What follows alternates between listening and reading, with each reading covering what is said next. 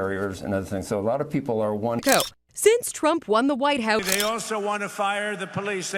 And I told them you can't do it. News meeting with the president-elect. Cost of living.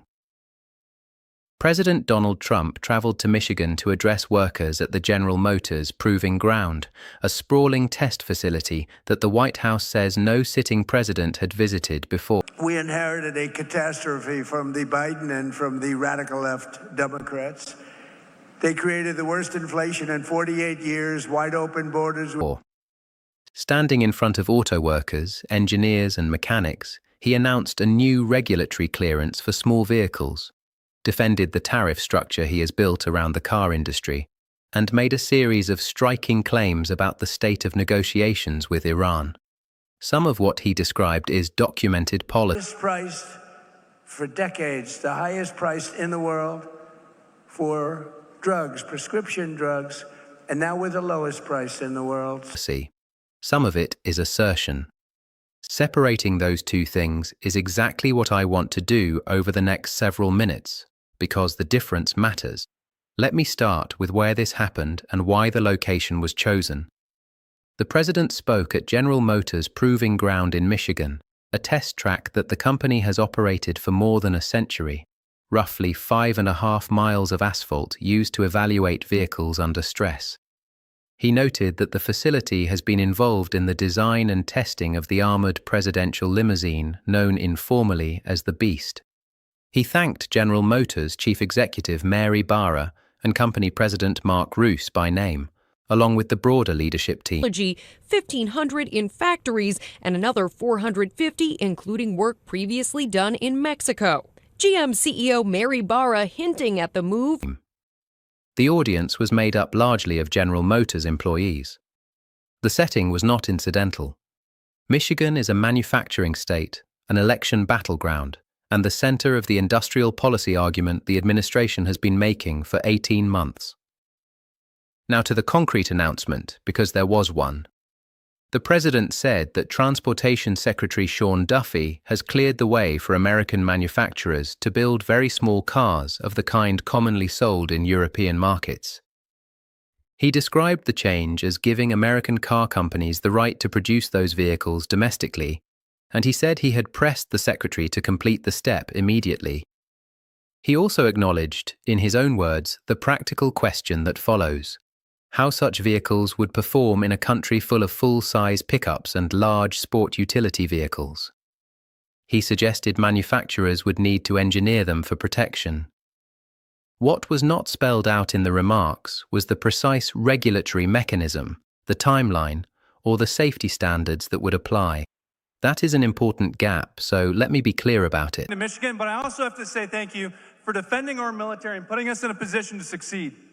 This time last year, I was in Iraq. During the 12-day war, you put...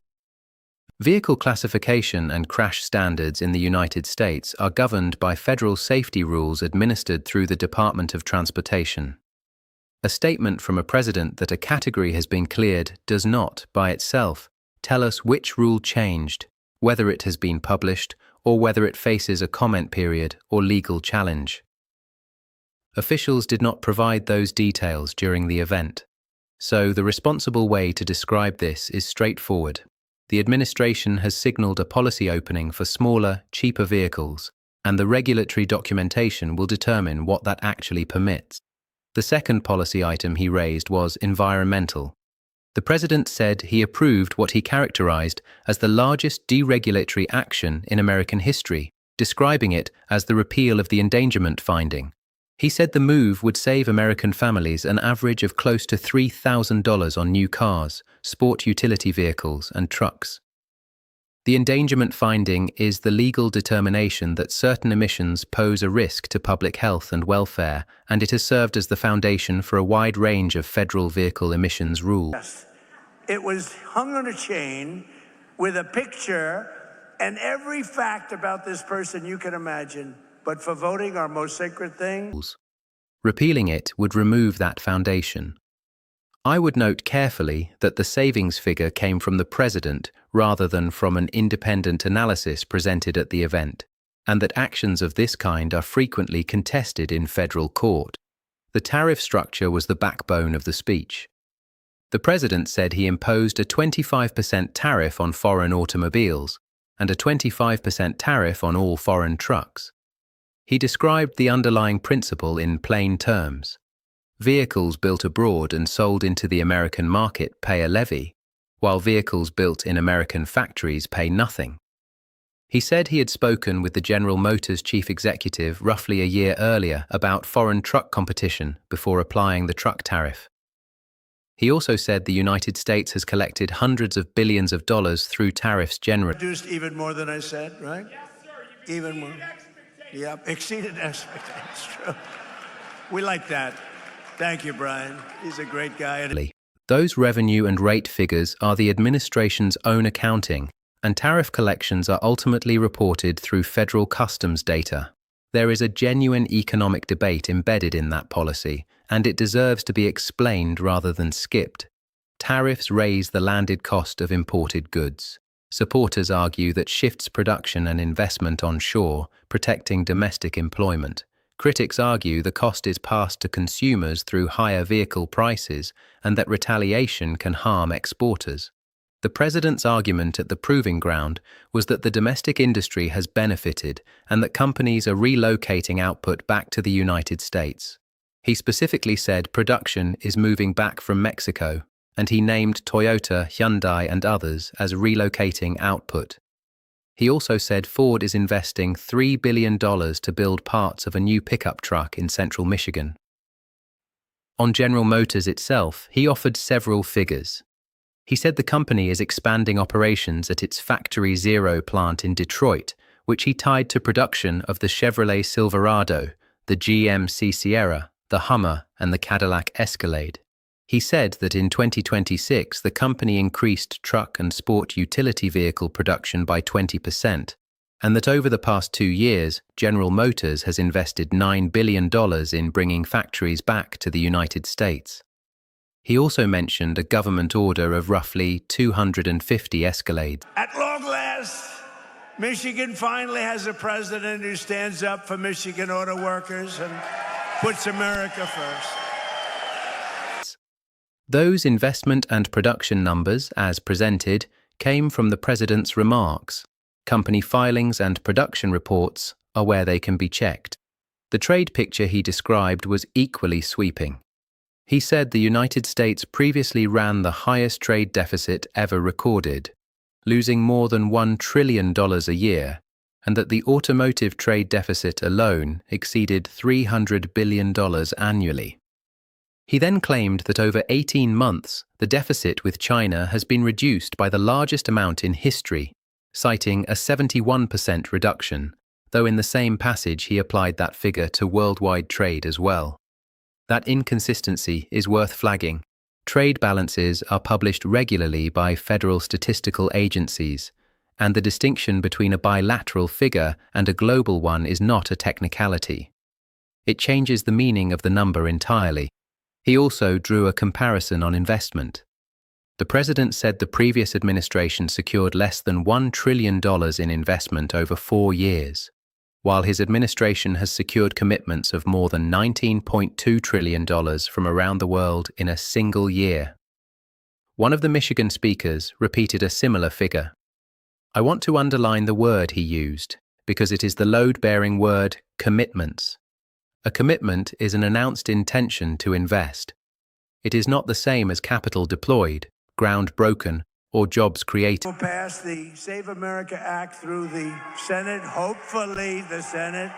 Call your senators and put pressure on them. We won't get... Some announced commitments are realized in full, some are scaled back, and some are spread across many years. That distinction is not a criticism of the policy, it is simply what the term means. To understand why the automotive argument lands the way it does in Michigan, we need to look backward. The president said that on his first day, he ended the previous administration's electric vehicle mandate, and that he terminated federal fuel economy standards, which he described as unworkable for internal combustion engine manufacturers. Thank you very much. Thank you. All right, President Trump wrapping up in Michigan, speaking to the crowd and not only talking. Michigan Republicans at the event added that he signed legislation aimed at shielding the automotive industry from California's electric vehicle requirements. Go to TrumpRx.gov, TrumpRx.gov, and you're going to find that you're going to buy whatever you're looking for at a tiny fraction of what you were paying. Those regulatory reversals are the mechanism behind the broader claim. Fuel economy and emissions rules shape which vehicles automakers can profitably build. Loosening them changes product planning. Tightening them changes it in the opposite direction. This is the policy pendulum that has swung with each recent change of administration. He also reached further back historically, referencing Ronald Reagan and arguing that American automotive production began migrating overseas decades ago. He said he had raised the issue publicly in Michigan around 25 years earlier. He framed the current moment as a reversal of that long decline, saying more automobile factories and plants are under construction than at any point in the country's history. Well, we don't want to have it, and we have to be strong about it. We can't be nice. You know, a lot of the Republicans are nice. We're a very nice party. We shouldn't be so nice, to be honest with you, but... That is a strong claim, and construction data is measurable, so it is one viewers can follow through official manufacturing construction statistics rather than through political characterization alone. On consumer costs, he pointed to a provision making interest on auto loans fully tax-deductible, but only for vehicles manufactured in the United States. That is a notable design choice. It converts a consumer tax benefit into an industrial policy tool, effectively steering buyers toward domestically assembled vehicles. He connected it to the broader tax legislation passed with Republican majorities in Congress, which he said eliminated taxes on tips, on overtime, and on Social Security benefits for seniors. He cited a report indicating the legislation preserved more than 170,000 Michigan jobs, and said every congressional Democrat opposed the package. The affordability question came up directly, and I found this section revealing. The president said he was asked about high prices within a day of taking office, and he described that as premature. He pointed to egg prices as an example of costs he says have since come down. He then stated that inflation is falling at the fastest rate in more than 6 years, citing an announcement from the previous week. Inflation figures are released on a fixed schedule by federal statistical agencies, so the underlying data is public and checkable. What I would separate out is the causal claim. Establishing that prices moved is different from establishing why they moved, and economists rarely agree quickly on attribution. He added several market and household figures. He said the stock market has recorded 73 all-time highs during his term, that retirement accounts are up by $32,000 or more within a year, and that more Americans are working today than at any point in the country's history. Employment levels do rise with population growth, which is why economists often look at participation rates and unemployment alongside raw totals. He's got a group of followers that are unbelievable. Where are they? Oh, yeah, there they are. He's got a great group of people, but for decades... Retirement account gains vary enormously by individual balance and allocation.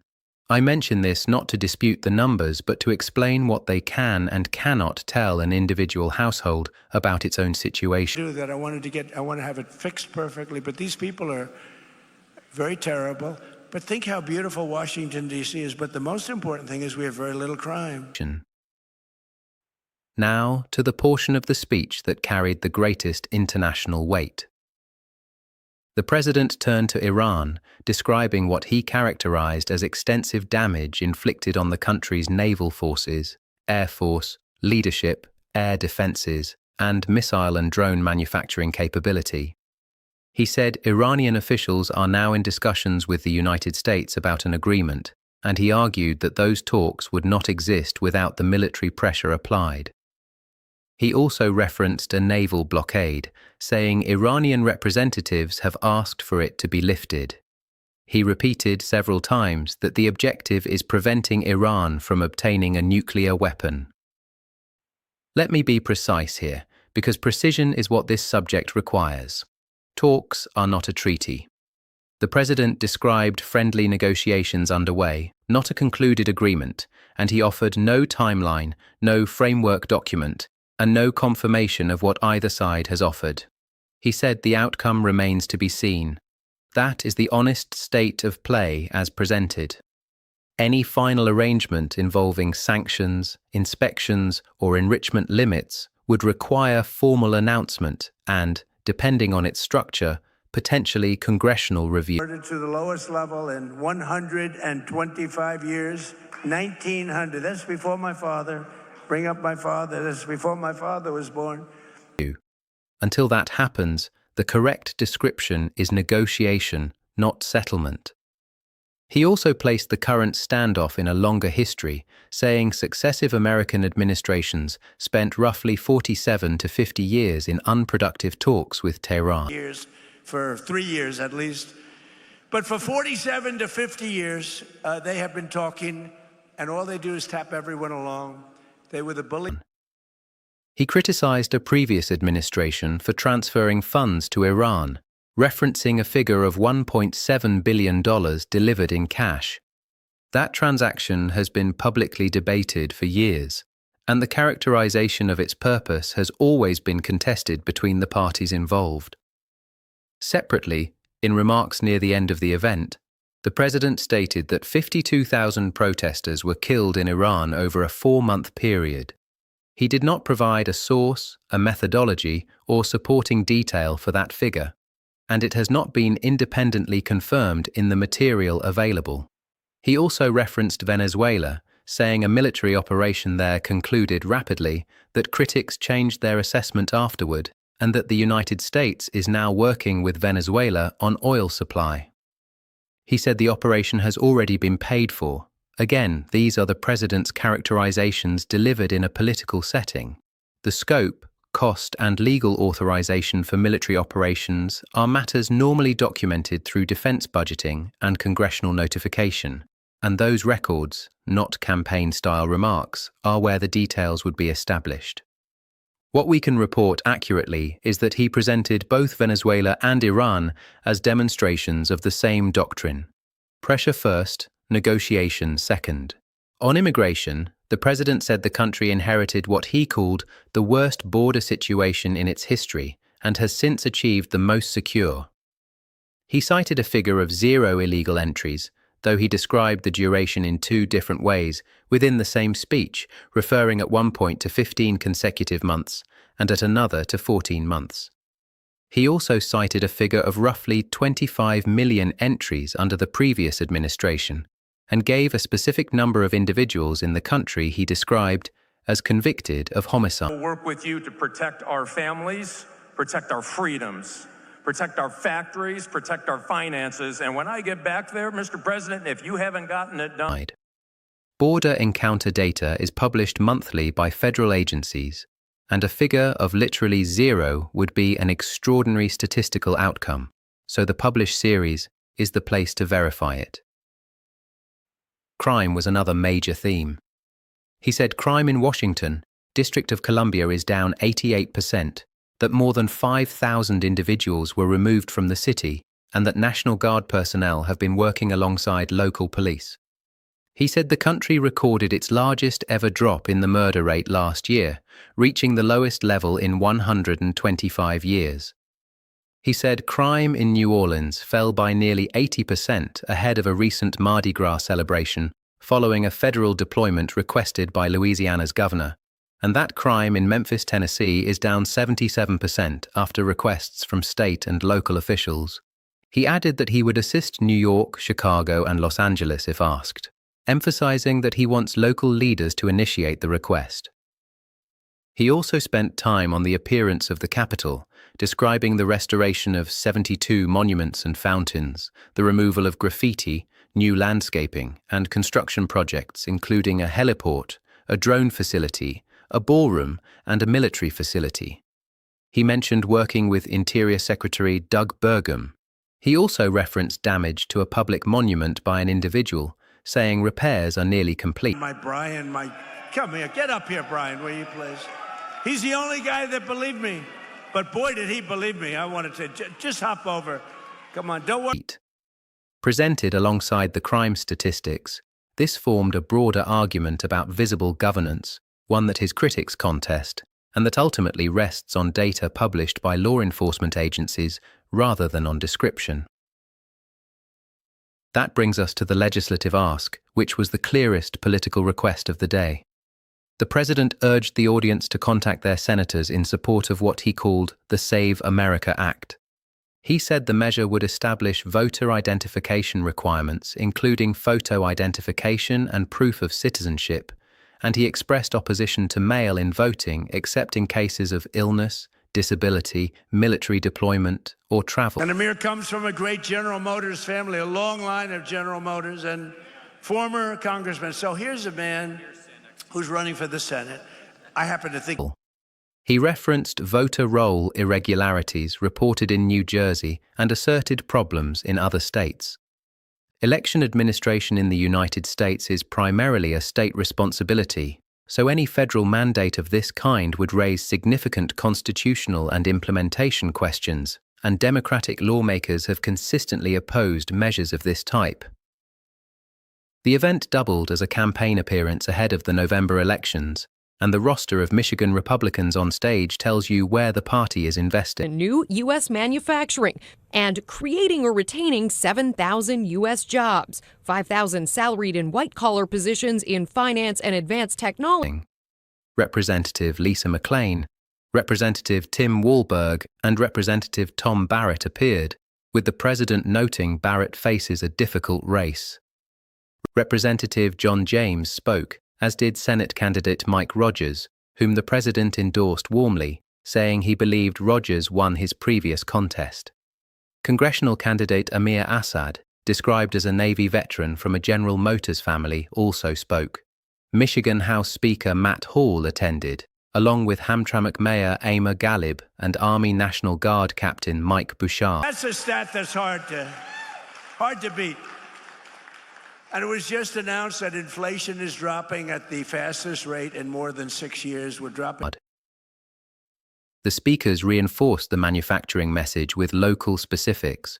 Rogers pledged to work with the administration on the elections legislation. James criticized Michigan Governor Gretchen Whitmer, arguing that investment is not flowing into the state as strongly as it should, and said the president had signed his legislation on automotive standards. I got 21 new F-15EX Eagle IIs for Selfridge Air National Guard Base, ensuring that Michigan's... He also cited the delivery of F-15EX aircraft to Selfridge Air National Guard Base in Macomb County. The president returned to that point later, saying 21 new F-15EX Eagle II aircraft are headed to Selfridge and that the base, which he said had been slated for closure, remains open. Sean Fain endorsed her. So we've got to change the mindset. We've got to build, if they want to sell in our market. For a region built on defense and automotive employment, that is a tangible local outcome. Labour politics ran underneath all of it. The president criticised the leadership of the Auto Workers Union, referring to Sean Fain, saying he had never spoken with him and characterising his political endorsements as damaging. He said he had heard the union leader was no longer in the role, but he did not confirm that and offered no detail. He argued that rank-and-file auto workers support his approach regardless of union leadership positions. This is a genuine fault line. Union leadership and a portion of union membership have diverged politically in recent cycles, and the automotive tariff question sits directly on that divide. He previewed additional legislative priorities as well. He said Republicans would seek harsher penalties for repeat violent offenders and would move to end cash-free pre-trial release policies. He described a proposal he called the Great Healthcare Plan, which he said would redirect payments away from insurance companies and toward individuals so they can purchase their own coverage. He said Democrats oppose it. I want to be careful here. That proposal, as described, is a concept rather than enacted law, and no legislative text, cost estimate, or implementation timeline was presented. Restructuring health insurance subsidies would be one of the most consequential domestic changes imaginable, and it would require detailed legislation. On prescription drugs, he pointed to what he called a most favored nation pricing policy, saying the United States has moved from the highest drug prices in the world to among the lowest, citing differences of 400 to 600%. He directed the audience to a government website for purchasing. He also said the administration ended Medicaid eligibility for people in the country illegally and launched an effort against fraud led by Vice President J.D. Vance. He referenced investigations involving officials in Minnesota, including Representative Ilhan Omar and her brother. We're going to do still better, but we have a turn. We're hot. Jobs are up. Inflation is down. Our border is secure. Factories are opening. Those matters were described as under investigation. An investigation is not a finding, and no charges or conclusions were announced at the event. He also touched on smaller items that will nonetheless affect daily life if they advance. He said a bill to end seasonal clock changes has passed the House and awaits Senate action. He said tariff policy has left European automakers exposed to Chinese competition, naming Mercedes-Benz, BMW, and Volkswagen, and contrasted that with what he described as a 100% tariff, keeping Chinese vehicles out of the American market. He argued the United States leads in artificial intelligence development. Each of those is a separate policy thread, and each carries its own verification requirements. So who is actually affected by all of this? They don't want to do, they don't want a photo. Why don't they want to? You know, at the Democrat National Convention, they had an identification card that was bigger than most of the people's checks. Auto workers and suppliers are affected most directly because tariff levels and emissions rules determine where vehicles are assembled and which models get built. Consumers are affected through vehicle prices, loan interest deductibility, and the potential arrival of a cheaper small car segment. Trading partners, including Mexico, Canada, Japan, South Korea, and Germany, are affected by the tariff architecture and by any retaliation it provokes. Investors are affected by the regulatory uncertainty that follows major rule reversals. And internationally, the outcome of the Iran negotiations touches energy markets, regional security, and the diplomatic posture of American allies, who have their own positions on nuclear enforcement. Let me be direct about what is confirmed and what is not. Confirmed. The President appeared at the General Motors Proving Ground in Michigan, announced a regulatory opening for small vehicles through the Transportation Department, defended a 25% tariff framework on foreign cars and trucks, campaigned for Michigan Republicans ahead of November, and pressed the Senate to act on his elections legislation. Not confirmed. The specific economic figures he cited, the crime and border statistics as characterized, the claimed casualty figure in Iran, and above all the existence of any completed agreement with Tehran. He described talks. He did not describe a deal. That distinction is what I would watch most closely in the coming weeks. If negotiations with Iran produce a framework, it will arrive with documentation, and the terms will reveal far more than any speech can. On the domestic side, the regulatory text behind the small car clearance and the endangerment finding repeal will determine whether those changes survive legal challenge. And the Michigan races the President came to boost will test whether the manufacturing argument translates into votes in a state he described as historically difficult for his party. Those three tracks, diplomatic, regulatory, and electoral, are moving simultaneously, and they will not resolve on the same schedule. What made this event unusual was not any single announcement, it was the compression. A president used a factory test track to make claims about vehicle regulation, tariff policy, inflation, crime, immigration, election law, and a live international negotiation, all in one sitting. That breadth is politically effective because it presents disconnected policies as one continuous story. It is also precisely why careful separation matters. Some of these threads rest on published data, some rest on internal administration accounting, some rest on assertions that have not yet been independently examined. Treating them as equally established would be a disservice to anyone trying to understand what is genuinely changing. Thank you for watching my report on President Trump's Michigan address at General Motors, his tariff and small car announcements, and his comments on the ongoing talks with Iran. Several of these developments remain unresolved, and the next official documents, whether regulatory filings, economic releases, or an announcement from the negotiations, will tell us far more than any single speech can. Border in U.S. history, but we quickly turned it into the most secure border in the history of our country by far. And in the past 14 months, a number that... Subscribe to the channel and turn on notifications so you can follow the verified updates as each of these stories moves forward.